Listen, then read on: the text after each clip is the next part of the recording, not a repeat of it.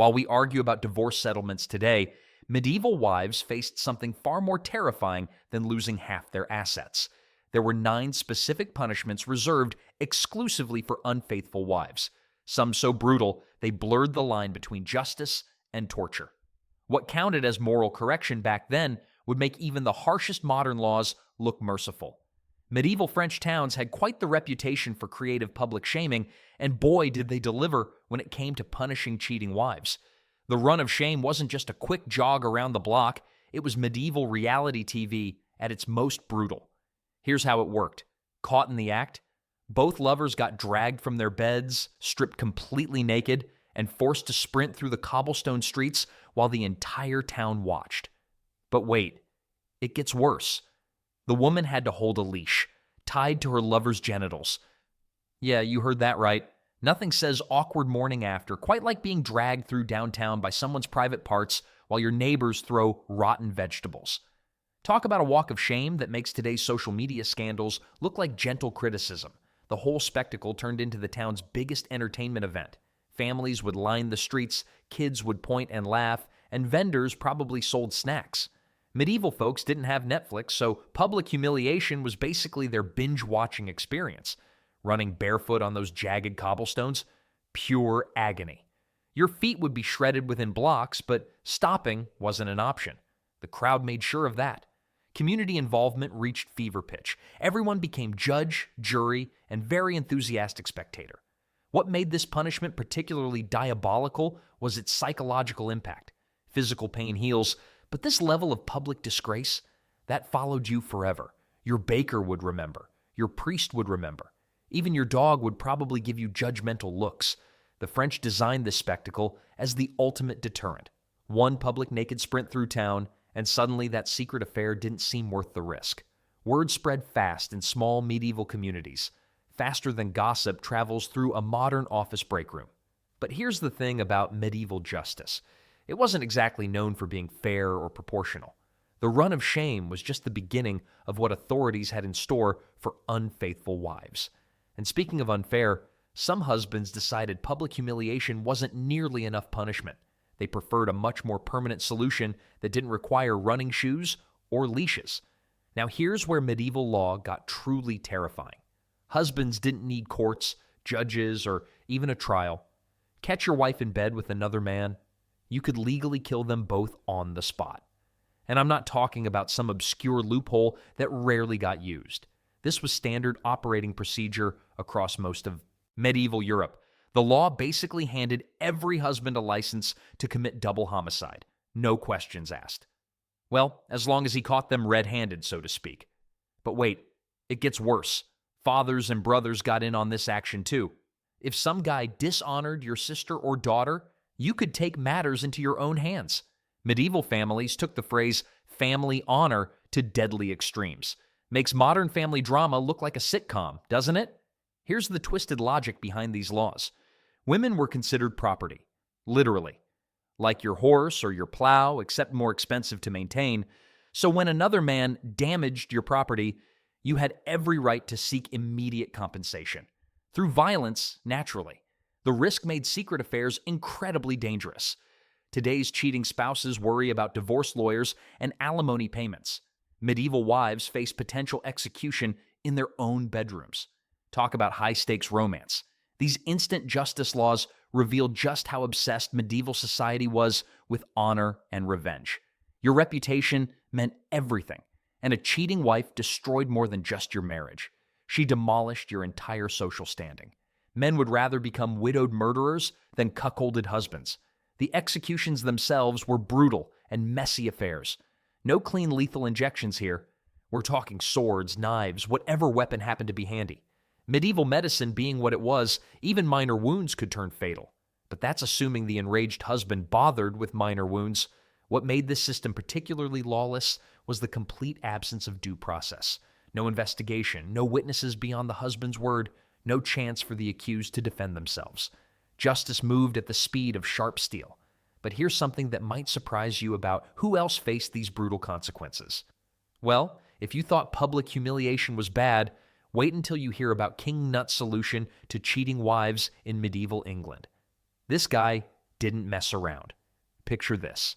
You're caught cheating, and the punishment isn't just embarrassment, it's permanent disfigurement. Under Cnut's law, adulterous women had their noses and ears cut clean off. Talk about a punishment that follows you everywhere.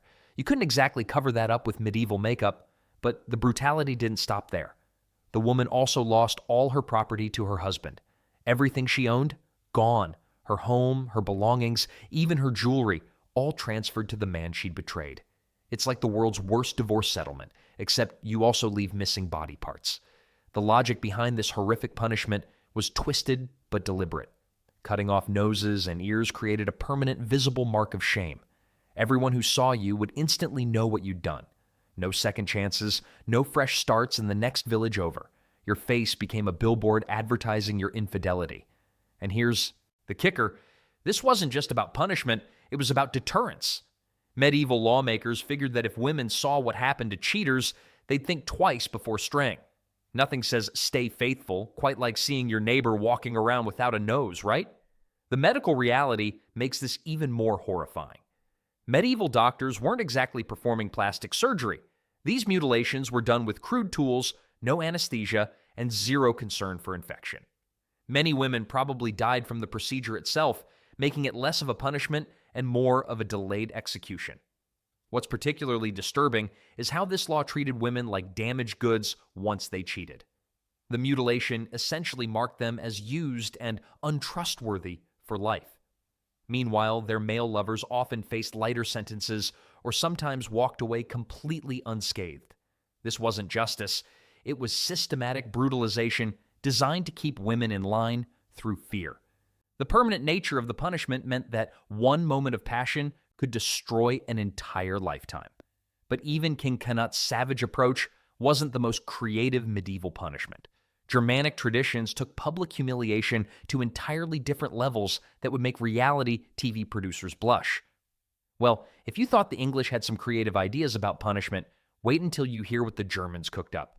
Their approach was like a medieval makeover show, except nobody asked for it, and the results were absolutely terrifying.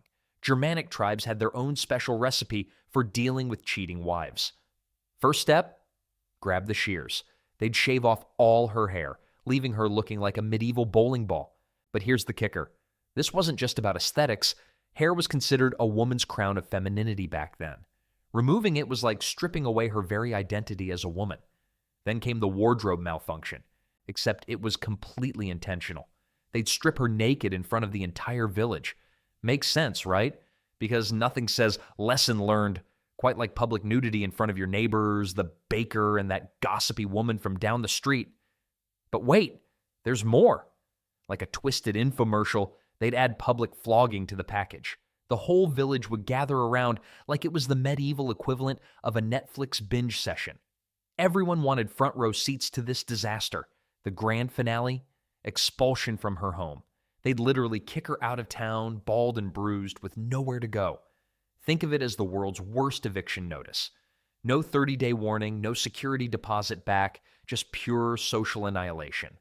And the weird part is, these punishments always happened during village gatherings or market days. Maximum audience, maximum humiliation. The Germans really understood the power of good timing. This whole spectacle served multiple purposes. Sure, it punished the woman, but it also sent a crystal clear message to every other wife watching. This could be you next. Nothing like a good old-fashioned public shaming to keep everyone in line. The community involvement was crucial too. When your entire village participates in your punishment, there's no coming back from that level of social destruction. Your reputation wasn't just damaged, it was completely obliterated. But even these Germanic traditions pale in comparison to what Emperor Justinian had in store for unfaithful wives.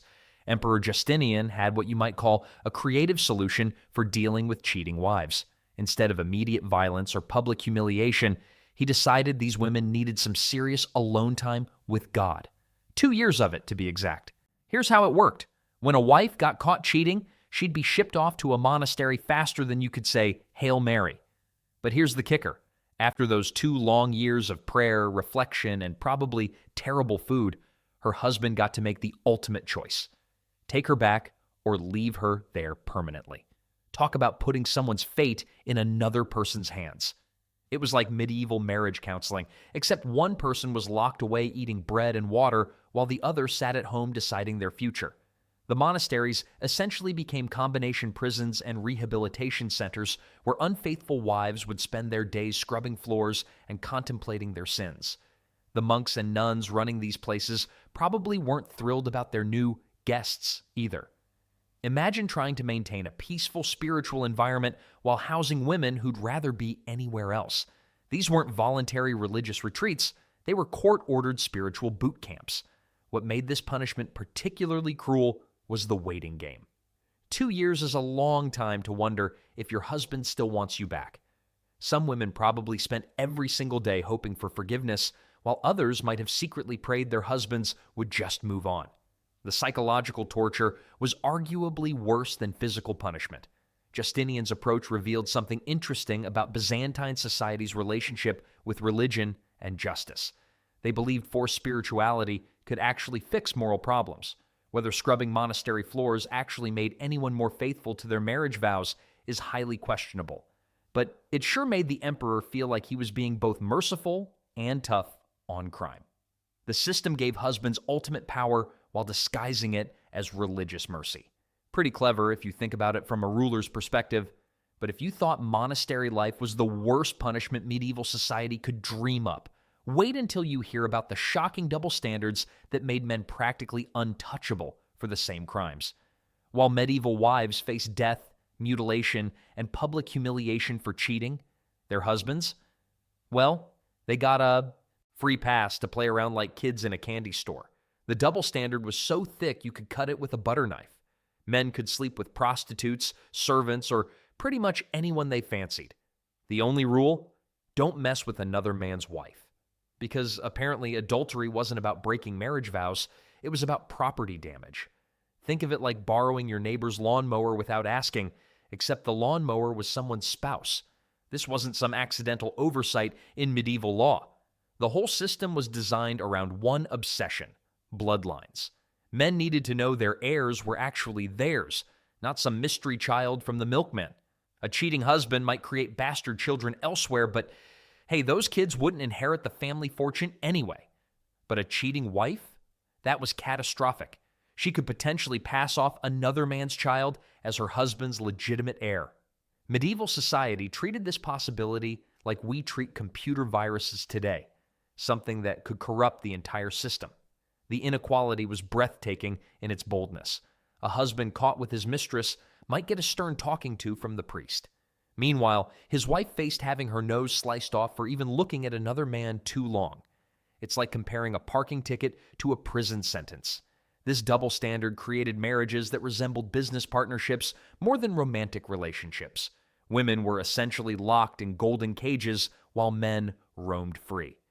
The irony: many of these faithful husbands spent more time with their mistresses than their wives. Church leaders knew about this hypocrisy but rarely challenged it. After all, they were mostly men too, and many had their own secret relationships, despite vows of celibacy. Glass houses and stones, you know. The psychological toll on women must have been enormous. Imagine watching your husband parade his affairs openly while you couldn't even have a friendly conversation with the baker without raising suspicions. But the church had its own special brand of punishment that tried to appear more merciful than secular courts. These religious penalties might seem gentler at first glance, but they carried their own twisted psychological torments. Well, if you thought the secular punishments were brutal, wait until you hear what the church had in store. The medieval church wasn't exactly known for turning the other cheek when it came to adultery. Picture this. You're dragged from your home, stripped down to nothing but your undergarments, and paraded through the town square while everyone you've ever known watches and whispers. That's right, public penance, medieval style. The priests figured if you were going to sin in private, you'd atone in the most public way possible. But here's where it gets really creepy. Your local priest was basically running a medieval surveillance operation. They kept detailed notes on everyone's behavior, like some kind of holy Facebook stalker. Father Thomas knew exactly who was sneaking around with whom, and he wasn't shy about using that information. The church's logic was simple: embarrass the sinner so thoroughly that nobody else would dare follow in their footsteps. Makes sense, right? Nothing says, don't commit adultery, quite like watching your neighbor shuffle through town in their underwear while the whole community throws rotten vegetables. Now, you might think this sounds preferable to having your nose cut off or being murdered on the spot, and you'd be absolutely right. Church penance was definitely the lesser of many evils, but don't mistake it for being gentle. This was still designed to destroy your social standing completely. The fascinating part? This merged religious authority with civil punishment in a way that gave the church incredible power over people's private lives. Your priest wasn't just there for Sunday sermons anymore. He was judge, jury, and public humiliation coordinator all rolled into one. The divine weight behind these punishments made them especially terrifying. When God himself supposedly disapproved of your actions, that carried more fear than any earthly threat. People genuinely believed their eternal souls were at stake, not just their reputations. But while the church was busy orchestrating these public shame parades, they were also inadvertently highlighting just how differently society treated men and women when it came to infidelity. The double standard was about to become even more obvious when you see how leniently male offenders were actually treated. Here's the thing that'll really make your blood boil. When men murdered their cheating wives, the punishment was often laughably light. We're talking about a slap on the wrist compared to what women faced. Take this example from medieval England. A husband catches his wife with another man, kills her in a fit of rage, and what happens? He gets banished for a few years or maybe loses some property. That's it. Meanwhile, if a woman so much as looked at another man the wrong way, she could end up mutilated for life.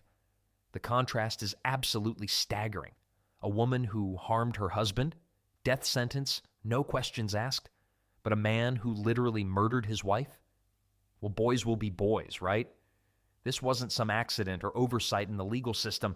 It was deliberately designed this way. Society valued a man's honor above a woman's actual life. Think about that for a second. Honor trumped human existence. But why such leniency for male killers? The answer lies in how medieval society viewed marriage. Women were considered property, plain and simple. When a man killed his adulterous wife, it was seen as almost like destroying his own damaged goods. Tragic, sure, but understandable given his dishonor. Courts would often cite justifiable passion as a defense. Apparently, male rage was so predictable and acceptable that the law basically shrugged and said, "What did you expect would happen?" Here's where it gets even more twisted. Some legal codes actually encouraged this behavior by making the punishment so minimal they were practically permission slips for murder. A few years of exile versus spending the rest of your life married to an unfaithful woman. Many men saw that as a bargain. The message was crystal clear. Women's lives were expendable, but male pride was sacred. This legal framework wasn't protecting anyone's morality. It was protecting male ego at the cost of female survival. And here's the kicker. While husbands were getting these sweetheart deals for actual murder, society was simultaneously creating increasingly brutal punishments specifically designed to terrorize women into absolute submission. The whole system was rigged from the start, but what came next reveals just how far this medieval madness could go. Well, here we are at the final chapter of this medieval nightmare. And honestly, the most shocking thing isn't any single punishment. It's how completely lopsided the whole system was. Think about what we've just covered. Women faced mutilation, public humiliation, forced monastery stays, and even death for cheating. Meanwhile, their husbands, they could sleep around with whoever they wanted as long as she wasn't married to someone else. Talk about double standards that would make even today's politicians blush. But here's what really gets me. This wasn't just about catching cheaters. This was about control, pure and simple. Medieval society built an entire legal framework around keeping women in line while giving men a free pass. Makes sense, right? Well, not really, but that's how they rolled back then. The brutality was intentional. Every nose cut off, every public shaming, every wife murdered in justifiable rage, it all served the same purpose. Keep women terrified of stepping out of line. And the weird part is, it worked for centuries. Let's not forget the economic angle here. Women were essentially property, and adultery threatened the most important thing medieval men cared about: legitimate heirs. Can't have some other guy's kid inheriting your castle, after all.